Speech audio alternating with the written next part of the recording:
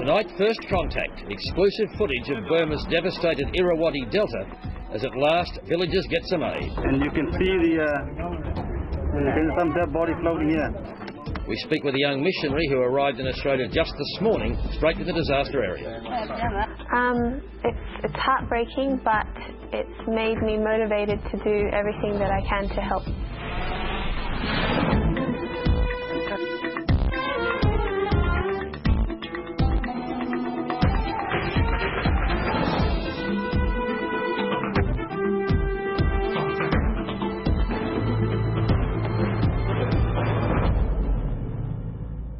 G'day, welcome again. Gripping eyewitness stuff from Burma's disaster area in a moment. Plus, Tony Blair's outspoken spouse. Cherie Blair has just launched her tell-all autobiography after their departure from Number 10. How do you react when you appear to be a pretty normal, sensitive person to being described as a vain, self-regarding, shallow-thinking viper? Hello? What do they really think about you? Rather, yeah, that's my friends.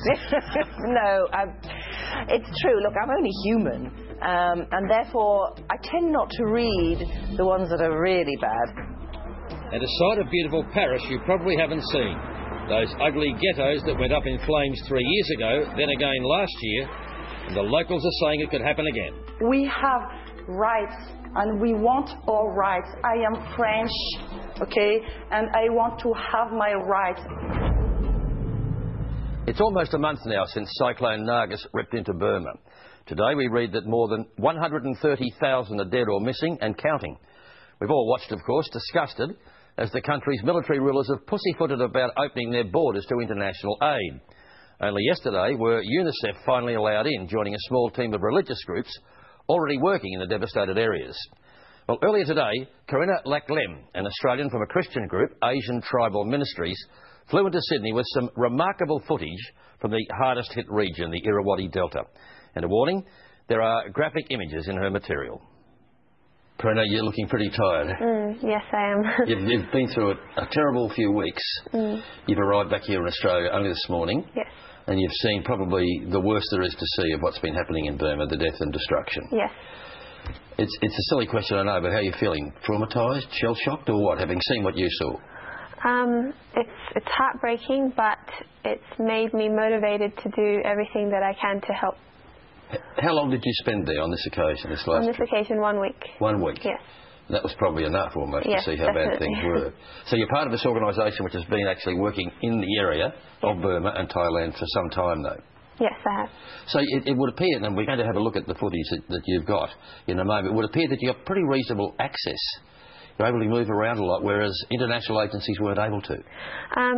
Yes, we do have access because we've been working there for the last couple of years, and so we have connections with the authorities. They know our work there, right. And so we've built that relationship of trust between them, so I've been able to get in straight away. Even with the generals themselves? Yes, with the generals themselves. I'd like to talk to you about that, but before we do, why don't we see if we can't take our viewers with you and I on a journey almost like the one you took. Okay.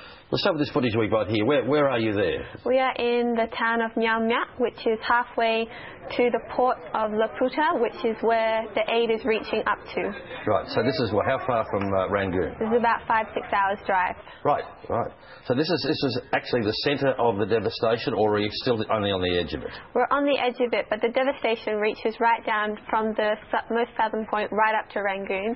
The whole area is devastated, but this is sort of the middle in between. Right, but you were able to get there by road at this point. Yes. And this aid that's being distributed here, where's that from? It looks like I saw US aid on the yes, box. These are the packages that the US cargo planes have sent in. Right, but not the US themselves, they've just dropped off the aid? Yes, just dropped off the aid. And it's given to groups like yours? Yes, taken by the military trucks to these port towns. Right, so this is all done with the authorities' knowledge and approval? Yes. Right, but they won't let the Americans themselves distribute it, no. But you're able to? Yes. Right. Is this a normal village or is this a refugee camp? This is a refugee camp, which is halfway between the port town and Rangoon. Right, so how long have these people been without provisions, without any medicines, without anything more, really? These people have been in this refugee camp probably for about a week and a half. They're survivors right from the areas that were directly hit. Right, this looks pretty normal. These people have been packed into this one place where they got shelter. Yes.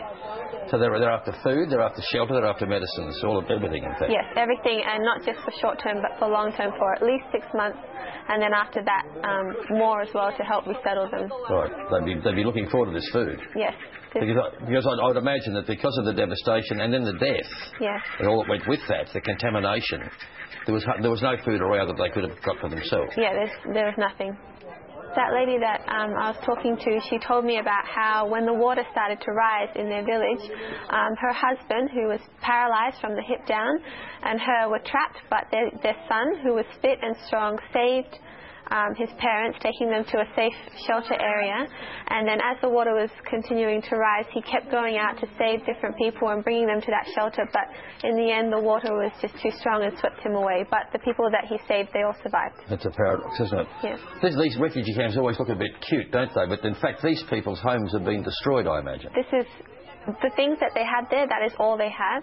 The mats and the bamboo huts there, that's all been built for them, but everything else they've lost. Right. So do these people have any idea what the future holds for them? Are the officials telling them what might happen from this point on? I think there are plans to resettle after, but this can only happen after the monsoon season. It'll be impossible to do this during the monsoon season.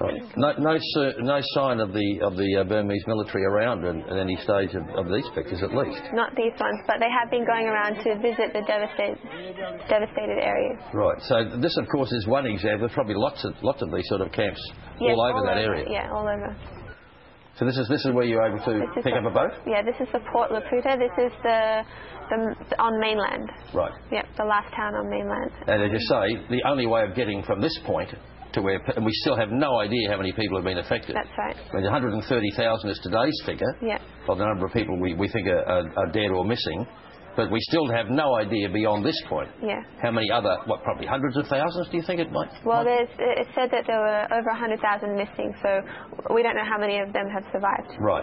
And this is a boat that you were able to get to put the aid on board? Yes, this boat was rented by another organisation that we're working with. Not exactly a gigantic freighter. No, but it's enough to hold 20 to 30 people and aid for one village.